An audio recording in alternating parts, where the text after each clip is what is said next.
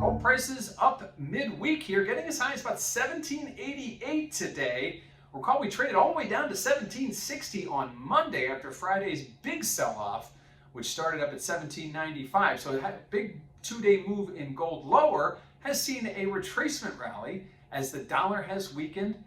We have seen cryptocurrencies skyrocketing higher and treasury yields skyrocketing higher. So those are two major obstacles that gold has overcome, but a weaker dollar seems to be the prevailing factor here as we see gold prices moving higher. Not quite back where we were when we started the sell-off on Friday, however, getting ever so closer right now, moving back higher towards that 200-day moving average. Now, what does this mean for volatility?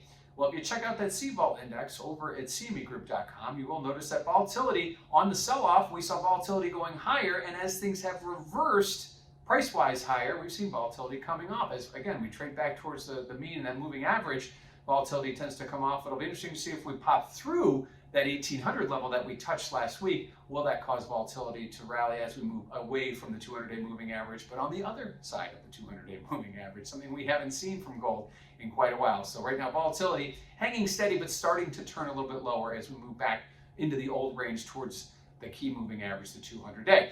Lastly, let's talk about speculators. What are the speculators doing? Well, prior to last week's sell-off, we saw speculators adding to their long positions. When gold was trading close to 1750, we saw speculators adding to their longs, and then the market rallied, and boom, we got the big sell-off Thursday, Friday, and Monday. So we don't actually have the data for that. We'll get that data on Friday. It'll be interesting to see if they were the cause of the sell-off.